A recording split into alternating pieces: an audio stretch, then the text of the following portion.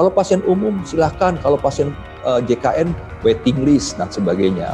Nah ini persoalan klasik yang belum selesai, yang belum bisa dicarikan solusinya secara sistemik.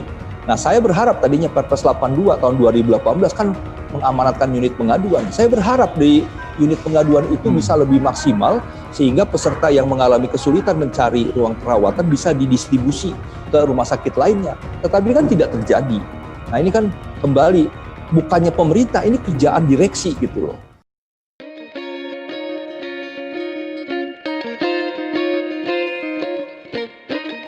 Halo Tagarian, selamat siang semuanya.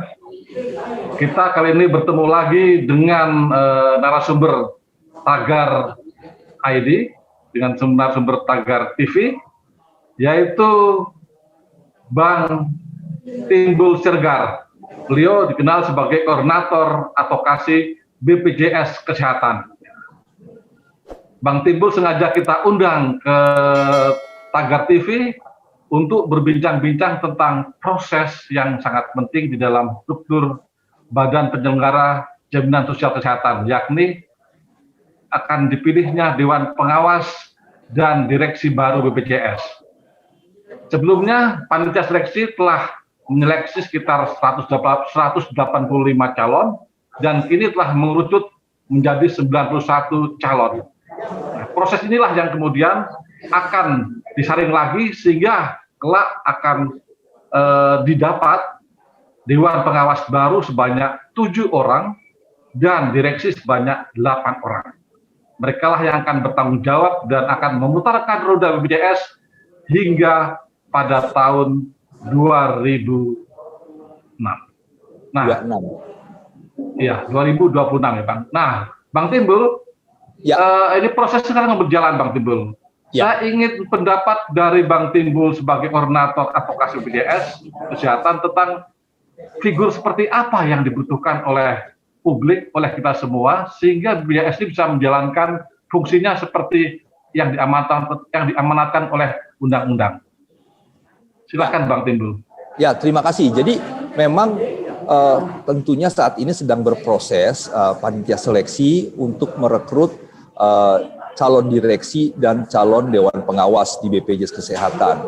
Direksi nanti ada 8, direkrut oleh Pansel, panitia seleksi sebanyak 2 kalinya, itu 16 orang, dan diserahkan kepada Presiden untuk dipilih 8 dari 16 itu. Sementara dewan pengawas akan dipilih 7. Nah, untuk unsur pekerja, unsur pengusaha, dan unsur tokoh masyarakat dikali 2, yaitu 5 kali 2, 10, akan diserahkan ke Komisi 9 untuk dilakukan fit and proper, dan nanti DPR akan memilih. Setelah hasil pemilihan ini yang 5 orang diserahkan kepada Presiden untuk ditetapkan. Nah, jadi memang diharapkan di 2021 di bulan Februari itu sudah ada direksi yang baru dan Dewan Pengawas yang baru untuk periode 2021 sampai 2026, 5 tahun masa periodenya. Nah, jadi memang kalau melihat kondisi saat ini, tantangan ke depan yang utama itu ada 3 sebenarnya, yaitu pertama tentang kepesertaan, kedua pelayanan dan fasilitas kesehatan, dan yang ketiga adalah pembiayaan yang selama ini defisit. Nah, ke depan memang kita harapkan 3 hal ini bisa diselesaikan, paling tidak dicapai walaupun tidak sempurna, tapi paling tidak bisa mengatasi persoalan misalnya tadi kepesertaan. Bagaimana unsur gotong royong, prinsip gotong royong ini benar-benar terjadi. Yang saat ini kan baru sekitar 222 juta orang peserta dengan tingkat nonaktifnya itu sekitar 10%. Nah, ini yang memang juga harus bagaimana bisa dibaca dan diselesaikan persoalan tentang kepesertaan. 2019 akhir itu kan ada 224 juta, sekarang turun malah 222 juta. Kita berharap sebenarnya RPJMN yang menetapkan 95% seluruh rakyat Indonesia sudah menjadi peserta di akhir tahun 2019, ya, UHC kepesertaan kan tidak tercapai di direksi yang lama. Nah, ini kita dorong supaya direksi yang baru nanti di UHC kepesertaan minimal 95% ke rakyat Indonesia sudah menjadi peserta. Dan kemudian juga bagaimana terkait dengan tunggakan-tunggakan ini supaya bisa selesai. Nah, kemudian juga ke peserta pelayanan juga nih terkait dengan bagaimana pemerintah, BPJS Kesehatan bisa memberikan pelayanan lebih kepada pesertanya sehingga tidak ada lagi persoalan-persoalan yang terjadi di lapangan seperti misalnya disuruh beli darah sendiri, disuruh beli obat sendiri, susah mendapatkan akses ruang perawatan, apalagi picu-nicu, ICU dan sebagainya. Terkait juga bagaimana tentang pekerja yang mengalami PHK yang Undang-Undang SCSN mengatakan bisa mendapatkan pelayanan selama maksimal 6 bulan, persoalan-persoalan yang terjadi. Bagaimana juga terkait dengan PBI, bagaimana juga terkait dengan persoalan lembaga-lembaga lain yang mendukung seperti rumah sakit, seperti Pemda terkait dengan pelayanan-pelayanan di rumah sakit daerah dan sebagainya. Nah, ini kan juga yang harus dijawab sehingga nanti diharapkan ketika kepesertaan itu sudah maksimal, sudah baik, dan kemudian pelayanan ini juga terus meningkat, saya yakin berdampak pada proses pembiayaan yang akan surplus, tidak lagi mengalami defisit. Karena utamanya adalah memang pelayanan. Mengapa banyak yang menunggak? Karena mereka tidak puas terhadap pelayanan yang terjadi.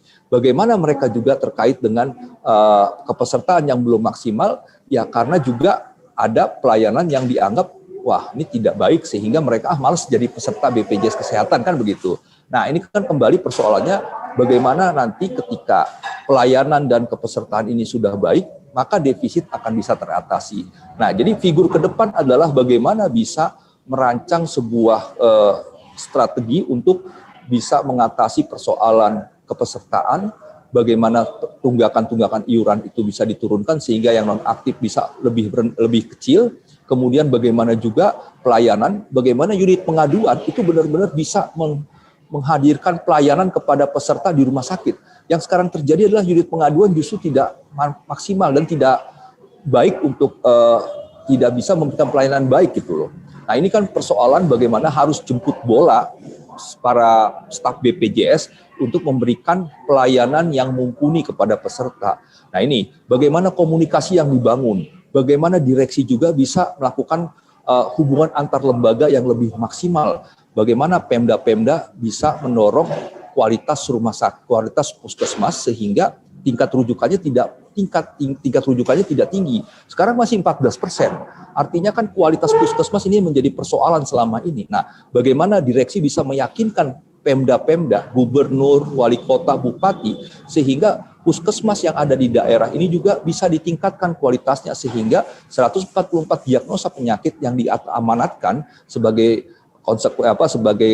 pembayaran kapitasi ini itu bisa ditingkatkan sehingga kalau rujukan itu menurun bisa diselesaikan di puskesmas, maka inasi bijisnya kan akan berkurang. Kalau kalau puskesmas selalu rujuk-merujuk, ya akhirnya kan ketika dirujuk, ya akhirnya muncul inasi bijis. 85% pembiayaan JKN itu larinya ke inasi bijis, ke rumah sakit. 13%-nya itu ke puskesmas, klinik, dan sebagainya, ke dokter keluarga dan FKTP. Nah artinya bagaimana direksi bisa meyakinkan Pemda bahwa JKN adalah program strategis nasional yang menurut Undang-Undang 23 tahun 2014 tentang pemerintahan daerah, bahwa pemerintah daerah harus mendukung JKN. Satu, dari sisi kepesertaan masyarakat miskinnya. Kedua, dari fasilitas. Dan kemudian bagaimana juga pelayanan bisa bekerja sama dengan JKN, BPJS Kesehatan, dalam misalnya mengatur pasien-pasien yang datang supaya tidak menunggu lama, tidak waiting list ya. Misalnya seperti yang sering kita dapat laporan pasien harus menunggu berbulan-bulan untuk dioperasi. Nah, ketika ini Pemda bisa memberikan pelayanan, dia bisa sekarang di rumah sakit ini nggak bisa karena nunggu lama. Bagaimana ke rumah sakit yang sebelah dan sebagainya, sehingga ada distribusi pasien yang akan mengakibatkan peserta itu tidak menunggu lama untuk mendapatkan pelayanan operasi dan sebagainya. Nah ini kan harus dilakukan oleh pemerintah, oleh direksi BPJS Kesehatan. Demikian juga terkait dengan bagaimana hubungan antar lembaga ini diperkuat ketika nanti terkait dengan tunggakan. Sebenarnya di PP 86 tahun 2013 tentang sanksi tidak dapat pelayanan publik, itu kan yang memberikan sanksi kan adalah lembaga pelayanan publik seperti polisi, imigrasi, dan sebagainya. Nah, ternyata kan ini tidak berjalan selama ini, sehingga tunggakan iuran dan peserta yang belum ikut itu masih tinggi. Nah, saya berharap bagaimana direksi ke depan ini bisa meyakinkan pihak kepolisian, pihak imigrasi ya untuk membuat paspor, pihak Pemda juga untuk memberikan IMB ketika ada persoalan pelanggaran terkait dengan misalnya menunggak iuran, ya polisi mengatakan kita tidak bisa memberikan SIM dulu atau STNK memperpanjang kalau Anda tidak membayar iuran ataupun kalau tidak Anda menjadi peserta JKN. Nah, ini kan yang harus diyakinkan. Selama ini kan dari 2013 sampai sekarang, ini kan tidak jalan secara maksimal. Polisi masih belum mau untuk ikut dalam ketentuan yang ada di PP 86 tahun 2013. Menurut saya ini bagian dari proses mengajak dan meyakinkan oleh direksi dari sisi hubungan antar lembaga. Demikian juga dengan Kementerian Sosial terkait dengan mereka kan melakukan updating data ya, cleansing data untuk PBI, penerima bantuan iuran. Nah, ini juga kan ada persoalan bahwa banyak masyarakat kita yang harusnya masuk ternyata tidak karena proses cleansing data tidak maksimal dilakukan. Nah, bagaimana direksi juga harus bisa meyakinkan Menteri Sosial bahwa ini harus dilakukan secara maksimal, secara mumpuni supaya datanya itu bisa lebih tepat sasaran dan sebagainya untuk pelayanan ke depan. Nah, kemudian juga misalnya dengan Kementerian Keuangan, Kementerian Pertahanan Keamanan untuk yang masyarakat peserta dari TNI Polri ya, dan kemudian juga bisa dengan unsur-unsur lainnya. Artinya yang mau saya katakan, JKN ini stakeholder-nya banyak yang memang tidak bisa diselesaikan oleh direksi semata. Jadi direksi harus kerja keras. Dari sisi kepesertaan dia punya hubungan antar lembaga yang lebih baik. Kemudian dari sisi pelayanan dengan ID, dengan Persi ya, rumah sakit swasta, rumah sakit pemerintah ini juga harus dipastikan. Demikian juga dengan Pemda. Dan demikian juga dengan persoalan misalnya tunggakan tadi ya dan sebagainya. Nah, ini memang harus didorong supaya JKN itu yang sangat baik saat ini yang harus terus didorong supaya bisa lebih memberikan nilai baik kepada masyarakat Indonesia sehingga mereka bisa ikut serta bergotong royong menjadi peserta dan membayar segala tunggakannya supaya BPJS Kesehatan tidak mengalami defisit yang selama ini terjadi. Nah, ini kan persoalan-persoalan yang memang harus terjadi. Misalnya juga bagaimana nanti direksi ke depan bisa harus menjawab Perpres 64 tahun 2020. Kalau kita baca di pasal 35-nya terkait dengan APBN, PBI nanti kan hanya PBI APBN, tidak lagi PBI APBD. Nah, ini bagaimana merespon ini ketika nanti kemungkinan akan banyak orang-orang yang tadinya di PBI APBD tidak lagi masuk ke PBI APBN karena diseleksi kan begitu. Nah, pasti akan lebih banyak orang yang masuk menjadi peserta mandiri. Pertanyaannya apakah dengan iuran 35.000 per orang per bulan kelas 3 di 2021 ini akan bisa dibayar oleh mereka. Nah, kedua misalnya terkait juga direksi harus merespon bagaimana di pasal 42 terkait dengan denda, kenaikan denda dari 2,5% menjadi 5%, naik 100% yang berlaku nanti di 2021. Nah, ini kan juga bagaimana direksi bisa memberikan sebuah relaksasi ya, misalnya kepada peserta yang melakukan mempunyai tunggakan ketika dia mau dirawat inap dia bayar. Nah, ketika mau dirawat inap dia kan bayar denda. Nah, faktanya kan denda bisa terjadi berkali-kali. Oh, sekarang dirujuk ke rumah sakit tipe D, dia harus bayar denda. Nah, kemudian rumah sakit tipe D tidak mampu, dia rujuk ke rumah sakit tipe C. Di situ pun harus bayar denda lagi. Nah, rumah sakit tipe C tidak mampu ke rumah sakit tipe B, dia bayar denda lagi kan berkali-kali. Nah, bagaimana direksi bisa mengeluarkan regulasi? Karena ini regulasinya di direksi ya, bisa mengatakan hanya cukup sekali. Nah, kemudian juga bagaimana ketika denda itu dibayar dalam waktu 45 hari, ketika 45 hari, hari pertama misalnya masuk rumah sakit, dia bayar denda, pulang di hari ke-10. Hari ke-15 masuk rumah sakit lagi, dia bayar denda lagi. Nah, ini kan juga yang harus bisa dilakukan oleh direksi supaya kenaikan 5% ini tidak menjadi berat gitu. Yang 2,5% menjadi 5% ini tidak menjadi berat. Jadi ada sesuatu yang harus dilakukan oleh direksi dalam rangka untuk membantu peserta yang mengalami yang harus bayar denda gitu. Nah, demikian juga terkait juga dengan pasal 54A, yaitu terkait dengan kelas standar. Nah, ini juga terkait bagaimana nanti ketika kelas 1, kelas 2, kelas 3 mungkin nanti sudah dihapus menjadi kelas standar. Kelas standar itu bisa 1 kelas, bisa 2 kelas. Misalnya kalau kelas 1 kelas ya sudah, kalau 2 kelas kan bisa PBI dan non-PBI. Nah, sekarang kan persoalan utamanya bukan kelas 1, kelas 2, kelas 3 ataupun kelas standar. Yang utama adalah bagaimana BPJS Kesehatan memastikan peserta itu mendapatkan akses mudah kepada ruang perawatan, dan yang kedua, bagaimana di ruang perawatan itu mendapatkan pelayanan yang lebih baik gitu. Jangan sampai 3 hari langsung disuruh pulang karena inasi bijisnya udah mau mendekati dan sebagainya. Ini kan persoalan yang diharapkan oleh peserta itu kan sebenarnya tidak menjadi isu kelas berapapun yang mau dipakai, tetapi yang diharapkan bagaimana ketika dia mau dirawat inap, dia mudah mendapatkan akses ruang perawatan. Yang sekarang ini kan selalu didiskriminasi oleh pasien umum. Kalau pasien umum silahkan, kalau pasien JKN waiting list dan sebagainya. Nah, ini persoalan klasik yang belum selesai, yang belum bisa dicarikan solusinya secara sistemik. Nah, saya berharap tadinya Perpres 82 tahun 2018 kan mengamanatkan unit pengaduan. Saya berharap di unit pengaduan itu bisa lebih maksimal sehingga peserta yang mengalami kesulitan mencari ruang perawatan bisa didistribusi ke rumah sakit lainnya. Tetapi kan tidak terjadi. Nah, ini kan kembali bukannya pemerintah, ini kerjaan direksi gitu loh. Nah, demikian juga Dewan Pengawas. Pengawasnya itu juga harus bisa lebih objektif mengawasi. Jangan menjadi underbawnya direksi. Yang saya perhatikan sekarang, pengawas itu tidak terlampau bisa bekerja secara independen. Kan mereka sebenarnya secara struktural kan setara bertanggung jawab bersama-sama kepada presiden. Dewas tidak bertanggung jawab kepada direksi, tidak. Mereka bertanggung jawab semuanya kepada presiden. Nah, ini posisi yang harusnya dimanfaatkan untuk lebih meyakinkan direksi supaya persoalan-persoalan klasik yang selama ini terjadi bisa diubah, bisa diselesaikan secara sistemik, tidak terjadi terus. Nah, saya melihat program pekerjaan yang dilakukan Dewas itu tidak maksimal juga ya untuk memperbaiki program JKN kita. Nah, ini hal-hal yang harus dilakukan. Kemudian misalnya nih untuk sisi pelayanan yang berkali-kali saya sampaikan juga. Direksi itu kan juga harus membaca undang-undang selain undang-undang yang terkait dengan JKN. Tidak hanya sekedar undang-undang SJSN, undang-undang BPJS, undang-undang rumah sakit, undang-undang 44, undang-undang kesehatan 36, praktek kedokteran, undang-undang yang lain terkait dengan JKN. Tapi bagaimana juga misalnya membaca undang-undang HAM. Bagaimana di pasal 5 dengan sangat jelas dinyatakan masyarakat rentan harus mendapatkan pelayanan yang lebih baik, ya kan, yang didahulukan. Nah, demikian juga di Undang-Undang Pelayanan Publik, demikian juga di Undang Pelayanan Publik disebutkan masyarakat rentan itu harus mendapatkan pelayanan lebih.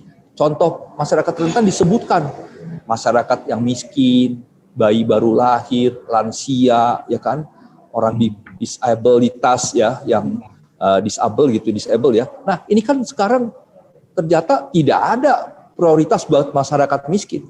Ya, orang yang harusnya mendapatkan pelayanan seperti kemarin ada kasus yang ini orang miskin ini harusnya mendapatkan pelayanan, dia ternyata tidak disamakan dengan orang-orang yang mampu, yang akhirnya menurut saya itu tidak adil. Nah, ini kan kewenangan direksi yang harus bisa membaca regulasi lainnya sehingga dalam pelayanannya dia mematuhi regulasi tersebut supaya orang-orang miskin ini mendapatkan pelayanan lebih. Tidak boleh disamakan dengan orang-orang yang misalnya mampu, atau misalnya masyarakat misalnya bayi baru lahir dianggap sama dengan para anak-anak yang udah usia 10 tahun, 12 tahun begitu.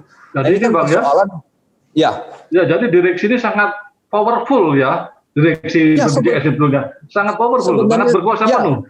Ya, sebenarnya sangat strategis untuk bisa menyelesaikan persoalan-persoalan JKN selama ini. Nah, ini yang menurut saya tidak mampu untuk diselesaikan secara maksimal di 5 tahun direksi saat ini. Yang menurut saya Pansel harus bisa menjawab persoalan ini sehingga mendapatkan direksi dan Dewan Pengawas yang bisa memperbaiki wajah program jaminan kesehatan ke depan. Nah, misalnya seperti ada kemarin bertanya, direktur utama apa harus seorang dokter? Menurut saya tidak. Direktur pelayanan iya, karena dia tahu bagaimana dalam-dalamnya pelayanan ya. Nah, kalau direktur utama kan dia memanage. Nah, bila perlu harus cari direktur utama itu seorang sosok yang pernah memperbaiki dari sebuah perusahaan yang hampir bangkrut menjadi mendapatkan untung. atau direksi yang seorang direktur utama yang bisa memperbaiki kinerja yang selama ini sudah mau kolaps menjadi tetap eksis dan hidup gitu loh. Jadi dia punya pengalaman manajerial yang memang bisa mengatur dari sisi kepesertaan, dari sisi pelayanan, dari sisi IT, bagaimana juga IT harus didorong supaya persoalan misalnya sekarang di zamannya COVID, telemedicine kita berkali-kali dorong. Nah, ini kan tidak didorong juga oleh direksi. Sehingga banyak peserta yang takut ke rumah sakit karena takut kena COVID. Nah, ini kan persoalan yang harus dijawab ke depan dengan kecanggihan teknologi. Harus juga telemedicine ini menjadi sebuah alternatif untuk menjawab persoalan pelayanan ke depan. Jadi tidak ada lagi yang masyarakat lansia yang tidak mampu lagi pergi ke rumah sakit. Dia kan bisa melalui telemedicine sehingga dipantau. Dan kemudian si rumah sakit, dokternya bisa disuruh datang ke rumah si pasien lansia ini, sehingga mereka itu benar-benar mendapatkan pelayanan, kan begitu. Ya, tidak lagi dengan keterbatasannya dia harus pergi. Nah, itu kan persoalan, menjadi persoalan bagi peserta kita yang sudah rentan-rentan ini, kan begitu. Ya, Bang Timbul, dengan arahan Anda yang sangat jelas dan clear itu, saya melihat bahwa betapa pentingnya peran direksi. Nah, menurut BPJS SWOT, apakah ada direksi-direksi yang cukup untuk memimpin lagi atau gimana? Atau tidak perlu mereka ikut jadi periode berikutnya lagi nih? Ya, jadi kalau selagi memang kan ketentuannya 2 periode, ya mereka masih 1 periode. Nah, tetapi misalnya untuk Pak Fahmi, untuk Dirut kan nggak boleh, dia kan sudah 2 kali. Kemudian untuk Bu Ani, Bu Handayani kan dia sudah 60 tahun ke atas. Nah, memang diatur tidak boleh, di ketentuannya kan 40 sampai 60. Nah, mengenai direksi-direksi yang kemarin, ya dia boleh ikut. Tapi menurut saya pansel ini harus selektif bagaimana melihat kinerja mereka juga, gitu loh. Supaya jangan sampai kinerja-kinerja yang sekarang ini sudah terjadi dibiarkan lagi untuk terjadi 5 tahun ke depan. Nah, soal dia ikut silahkan, itu haknya, boleh. Nah, tetapi yang harus saya dorong adalah bagaimana pansel ini bisa melihat track record, ya, bagaimana direktur pelayanan mengeluarkan peraturan direktur pelayanan nomor 2, 3, dan 5. 2 tentang katarak, 3 bayi lahir sehat, yang 5 tentang rehabilitasi medis. Ini kan juga yang akhirnya diputus oleh Mahkamah Agung harus dibatalkan. Nah, ini juga harus dilihat track record daripada direktur pelayanan kita. Bagaimana direktur kepesertaan nggak ikut lagi, ya. Nah, dicari direktur kepesertaan oleh pansel ini, bagaimana bisa mencapai UHC, bagaimana kepesertaan ini bisa memastikan tunggakan-tunggakan iuran juga bisa selesai, ya. Bagaimana juga hubungan antar lembaga dengan kepolisian, dengan imigrasi, dengan Pemda dan sebagainya. Nah, ini harus dicari direktur kepesertaan yang memang bisa lebih mobile, ya, mobilitasnya tinggi untuk bisa meyakinkan, karena kepesertaan ini terkait erat dengan banyak stakeholder lainnya. Nah, demikian juga dengan IT, harus dicari orang direktur IT yang memang benar-benar bisa merancang pelayanan kesehatan dengan memanfaatkan kemajuan teknologi, ya. Tidak ada lagi yang namanya sekarang ini kan JKN online, ternyata down gitu loh. Alternatifnya apa kalau misalnya terjadi persoalan ini dan sebagainya. Nah, ini kan yang harus dicari, sosok seorang direktur IT yang memang bisa meningkatkan pelayanan dari sisi IT, baik pendaftaran, baik mengubah status kepesertaan, baik tunggakan iuran, baik perubahan iuran, sampai kepada misalnya si peserta mau mendapatkan pelayanan di rumah sakit, dia nggak perlu lagi nunggu berjam-jam. Ketika dia nanti mau datang, jam berapa? Nah, ini yang harus dibuat secara IT, bisa menjamin bahwa peserta itu tidak menunggu lama-lama dan sebagainya. Demikian juga pekerja-pekerja rentan yang usia lanjut tidak perlu ke rumah sakit, dia bisa dijembatani dengan apa? Ya, dengan IT ini. Bagaimana telemedicine yang dijamin juga dan sebagainya. Nah, Bang Timbul, apakah BPJS melihat ada figur calon direksi yang cocok pada jabatan-jabatan yang tadi Bang Timbul bilang tadi itu? Ya, kalau saya sih memperhatikan ada, ya. Boleh tahu namanya? Boleh tahu namanya mungkin? Ya, kalau sebut namanya takutnya gagal juga di periode di seleksi. Tapi saya melihat ada ya memang yang menurut saya sih ada yang memang bisa untuk membantu untuk bisa mendorong perbaikan ini ya. Nah, tetapi saya kalau sebut nama takutnya nanti kan sekarang lagi seleksi nih. Pas pengumuman besok sudah itu ini juga ada.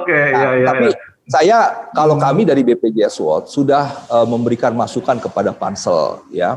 Nah, pansel-pansel kita berikan masukan bagaimana pansel ini bisa menilai nantinya. Kita berikan background misalnya orang-orang ini ya. Walaupun dia bukan direksi tapi kita juga punya background ya. Nah, kita berikan masukan. Nah, jadi kita pun aktif memberikan masukan sebagai unsur masyarakat yang memang mempunyai hak memberikan masukan kepada pansel supaya pansel ini bisa lebih maksimal menseleksi 16 orang untuk direksi. Nah, saya juga mengharapkan mendorong Pak Presiden nanti ketika mendapatkan 16 nama ya dengan lebih bijaksana memilih. Jangan lagi ada unsur politik.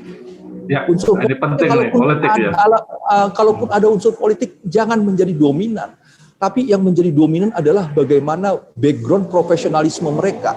Nah, jadi saya pernah mengatakan begini, bahwa ketika nanti ada 16 nama yang diserahkan ke istana nanti akan mengolah menjadi 8. Saya berharap Presiden secara langsung memanggil para pansel.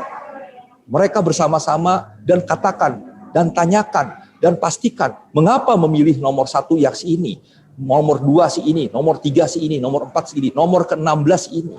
Bagaimana background mereka? Berceritalah para pansel, sehingga apa yang mereka seleksi bisa menjadi masukan langsung kepada Pak Presiden, sehingga Pak Presiden harus bisa mendapatkan informasi dan bisa menjadi pengetahuan Pak Presiden untuk memilih. Tidak ada lagi partai politik ini meminta presiden supaya mengesahkan si ini menjadi salah satu direksi, meminta supaya ini menjadi dirut. Nggak bisa.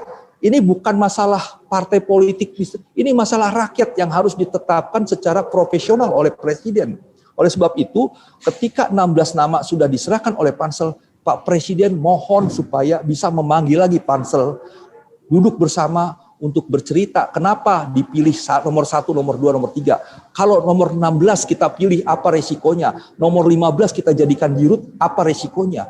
Nah, ini kan semuanya harus kita harus bisa disampaikan oleh para pansel ya, dan bisa meyakinkan presiden sehingga apa yang diseleksi dari nomor 1 sampai nomor 16 adalah orang-orang yang akan mampu untuk memperbaiki JKN ke depan gitu loh. Nah, pansel harus independen dari partai politik, dari ormas, dari unsur-unsur lainnya dalam proses seleksi. Dan presiden harus sangat objektif nantinya kita harapkan untuk memilih ini. Tidak ada lagi kita dengar sudah ada masuk partai politik, sudah ada ormas yang memberikan usulan, sudah ada lembaga-lembaga lain yang meminta supaya perwakilannya masuk dan sebagainya. Itu tidak boleh. Ya, kalaupun memang ada partai politik mengusulkan dan memang dia mumpuni, silakan. Ketika ada pun organisasi masyarakat mengusulkan dan memang dia mampu dan silahkan, nggak masalah. Tapi jangan hanya gara-gara rekomendasi kita terima tanpa melihat kepastian tentang profesionalismenya gitu kan. Ini 5 tahun persoalan bagaimana memberikan pelayanan yang lebih mumpuni kepada masyarakat peserta JKN, bagaimana mereka juga bisa lebih satisfied, puas terhadap pelayanan yang diberikan oleh BPJS Kesehatan nantinya. Bang Timbul, saya ingin kembali tadi Anda katakan soal istilah distribusi penyakit segala macam supaya semua pelayanannya terakomodasi ya. Jadi dari beberapa sumber saya mendapatkan sebanyak jumlah informasi terutama tentang penyakit jantung. Setelah saya riset ternyata penyakit jantung itu adalah penyakit yang menduduki paling besar dalam pembiayaan. Nah, di beberapa kota seperti di Makassar, Surabaya, dan di Sumatera Selatan, itu ada pasien jantung yang menumpuk di sebuah rumah sakit, sementara ada rumah sakit lain yang juga punya fasilitas untuk pengobatan jantung, tetapi tidak diberi izin oleh BPJS untuk melakukan operasional atau menerima pasien itu. Bagaimana seharusnya yang menurut BPJS, Buat? Ya, jadi memang kalau kita lihat dari data 2000 ya sejak 16 ya, 2014 sejak beroperasi sampai sekarang memang penyakit katastropik itu bisa mengambil sekitar 25% ya, 25% seperempat daripada pembiayaan ya. Di tahun ini memang di tahun lalu ya 2019 sekitar 20 triliunan. Dan dari 8 penyakit katastropik itu yang paling tinggi memang jantung. Jantung itu bisa 10% 10 triliun sendiri, 10, sekian triliun. Ya, kedua memang cancer, ginjal ya. Nah, itu yang 3 tertinggi. Stroke ya, terutama stroke juga. Nah, jadi memang ini persoalan yang memang harusnya diselesaikan dengan cara preventif promotifnya. Terkait juga bagaimana dengan ketika mereka misalnya jantung, ketika mereka harus dioperasi pun. Nah, ini yang memang sering kita dengar juga terkait dengan waiting list. Nah, ini yang harus dilakukan oleh BPJS. Maksud saya tidak hanya jantung sebenarnya. Penyakit apapun kalau memang dalam bentuk urgen yang memang harus dilakukan, dan itu yang misalnya sifatnya operasi gitu ya, harusnya bisa dicarikan rumah sakit didistribusi. Jangan lagi membiarkan rumah sakit menahan dengan waiting list untuk bagaimana supaya pasien itu untuk biayanya untuk si rumah sakit. Jangan. Kan banyak yang menahan ini kan karena ini bilang wah ini sakit jantung 100 juta. Kalau kita kasih kita bilang nanti harus ke sana tidak menjadi pemasukan kita. Nah, akhirnya mereka menahan dengan menjanjikan yang akhirnya misalnya setengah bulan, 1 bulan, 2 bulan, 3 bulan. Nah, harusnya BPJS lebih tegas ketika ada pasien yang harus operasi jantung, ternyata dia tidak bisa langsung untuk dioperasi, maka dia harus bisa didistribusi kepada rumah sakit lain. Nah, ini kan juga terkait dengan memang dari sekitar 2.956 rumah sakit yang ada di Republik ini, baru sekitar 2.543 yang memang sudah bekerja sama. Ada sekitar 405 rumah sakit yang belum bekerja sama. Nah, ini yang menurut saya juga harus bagaimana diyakinkan oleh direksi dan oleh pemerintah juga didorong untuk bantuan insentifnya supaya seluruh rumah sakit ini bisa bekerja sama sehingga dari sisi supply ini bisa lebih meningkat. Nah, saya kan berharap gini, ketika nanti ada distribusi rumah sakit mewah itu kan pada nggak mau kerjasama dengan JKN, BPJS Kesehatan karena memang faktor inasibijisnya. Nah, di Undang-Undang Rumah Sakit, Undang-Undang 44 kan muncul kata-kata rumah sakit berhak mendapatkan insentif. Nah, ini yang kita dorong bagaimana direksi juga bisa meyakinkan Menteri Keuangan untuk bisa memberikan insentif kepada rumah sakit yang selama ini nggak mau kerjasama dari sisi insentif listrik, insentif pajak, bea masuk dan sebagainya untuk alat-alat kesehatan. Nah, ini yang harus didorong supaya sisi supply-nya bisa lebih meningkat. Nah, ketika nanti ada waiting list misalnya ya di suatu rumah sakit tipe A yang sangat besar di Jakarta, dia harus bisa dialihkan. Nah, kemana? Ke rumah sakit yang memang mampu untuk melakukan operasi jantung ya. Misalnya di Rumah Sakit Harapan Kita yang memang penuh. Nah, tetapi bagaimana sekarang dengan Rumah Sakit Pondok Indah, Rumah Sakit Eka Hospital yang memang nggak mau kerjasama. Nah, kan mereka semuanya mampu. Nah, ketika mereka mampu, harus kita dorong mereka menjadi mitranya BPJS Kesehatan. Ya, artinya di sini BPJS ini ya harusnya tetap memberi kesempatan atau membuka keran agar rumah sakit itu bisa untuk melakukan operasi itu ya, bukan justru BPJS menghalangin ya, harusnya gitu ya. Iya, justru harus kreatif gitu. Bagaimana orientasinya pelayanan kepada si pasien, jangan nunggu lama. Ketika ada mendapat informasi, oh saya harus menunggu 3 bulan lagi operasi karena pasien si dokter ini banyak. Nah, inisiatif langsung, tidak boleh, harus dialihkan. Nah, tentunya memang dialihkan kepada rumah sakit yang tipe yang relatif bisa menangani operasi ini. Nah, inilah yang kita harapkan dilakukan oleh BPJS Kesehatan. Tidak menunggu, ya sudahlah, itu kata rumah sakit, tunggu aja Pak. Karena apa? Orang sakit itu kan menunggu bukan berarti sembuh. Ini malah tambah sakit dan akhirnya bisa menjadi komplikasi. Karena bisa mengancam nyawa. Karena dari data yang kami punya ternyata di Indonesia itu banyak juga Bang Timbul, ada 2,2 juta orang menderita pasien jantung. Nah, sekarang informasinya bahkan ada rumah sakit yang sudah punya fasilitas lengkap tetapi tidak mendapat izin BPJS untuk membuka pengobatan jantung. Apakah BPJS juga mendengar soal gitu ya? Ya, jadi memang ada juga memang selain rumah sakit total tidak mau bekerja sama, ada juga rumah sakit yang memang bekerja sama tapi untuk poli jantungnya tidak mau kerja sama. Ya, ada beberapa rumah sakit yang memang untuk yang sifatnya katastrofik itu tidak mau kerjasama. Misalnya cancer, ya. Saya pernah nanganin kasus di rumah sakit di Jakarta Timur, ya. Dia masuk, ternyata ketika dinyatakan cancer, tidak bekerja sama. Nah, ini kan juga yang menjadi kepastian bahwa ketika sebuah rumah sakit bekerja sama menjadi mitra, ya, menandatangani perjanjian kerjasama dengan BPJS Kesehatan sebagai mitra, maka seluruh polinya, seluruh fasilitasnya itu juga terikutkan.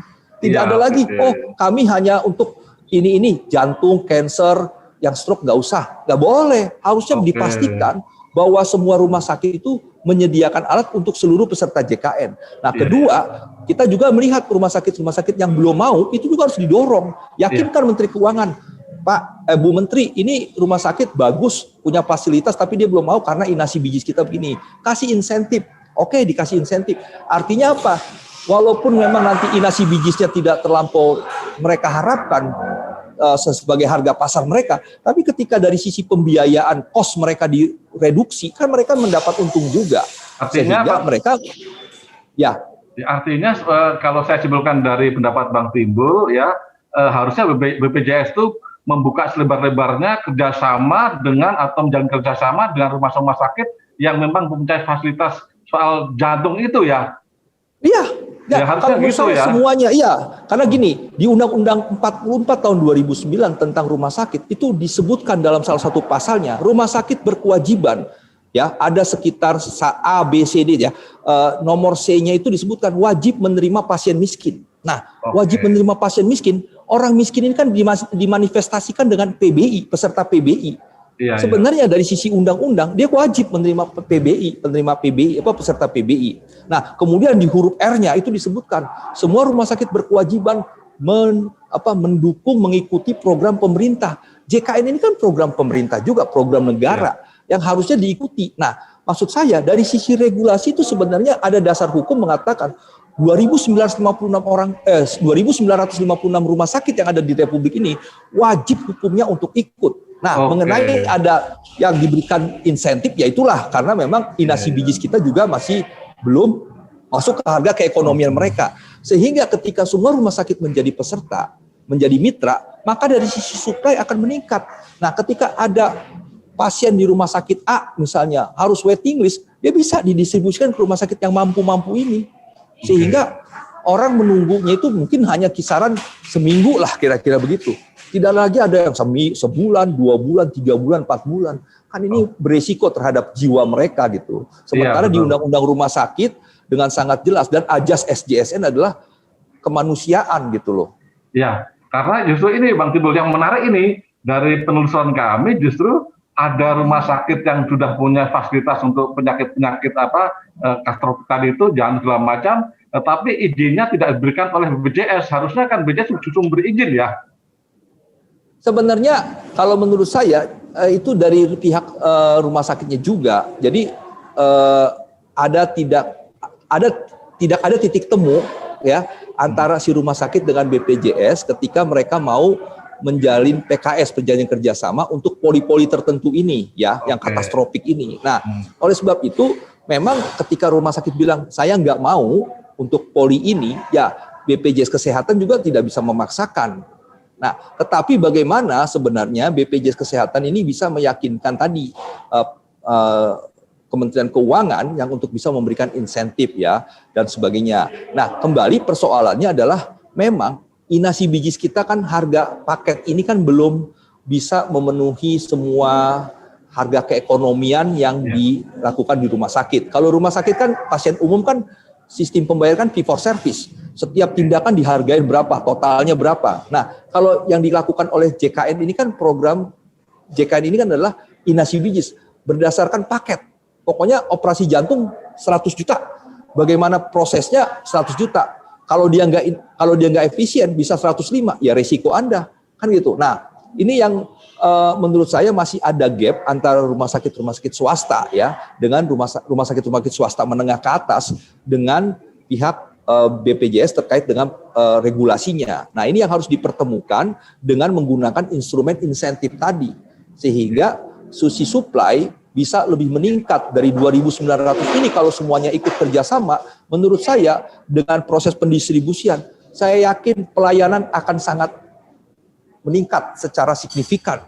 Oke. Karena biar bagaimanapun juga pasien berkeinginan kan cepat ditangani. Mereka nggak mau menahan sakit lebih lama dan beresiko kepada nyawa kan gitu. Oke, iya. Jadi kata kuncinya adalah jangan sampai pasien menunggu terlalu lama sehingga justru merugikan pasien ya. Itu kata kuncinya ya. Betul. Ya, ini akhirnya mengorbankan pasien. Nah, ini kan kembali persoalan klasik kita terus yang terjadi setiap tahun. Sekarang masuk tahun ke-7. Saya berharap nggak usah lama-lama lagi. Berharap direksi yang baru di tahun ke-8 dia mulai start dengan sangat pasti untuk memperbaiki persoalan dari tahun pertama sampai tahun ke-7 gitu. Nah, di tahun ke-8 sudah bisa start lebih baik lagi gitu. Memulai dengan baik. Terima kasih banyak Pak Timbul Siregar. Tagarian, demikianlah bincang-bincang kita dengan koordinator advokasi BPJS MOD, Bang Timbul Siregar. Sangat clear sekali penjelasannya tentang bagaimana BPJS, bagaimana harapan kita kepada direksi baru. Semoga kelak kita akan mendapatkan direksi-direksi yang ideal seperti yang dikatakan oleh Pak Timbul Siregar tadi. Tagarian, sampai jumpa lagi pada kesempatan lain. Selamat siang dan banyak terima kasih kepada Bang Timbul Siregar. Terima kasih, Bang Timbul, ya. Terima kasih sama-sama. Terima kasih, Pak. Terima kasih.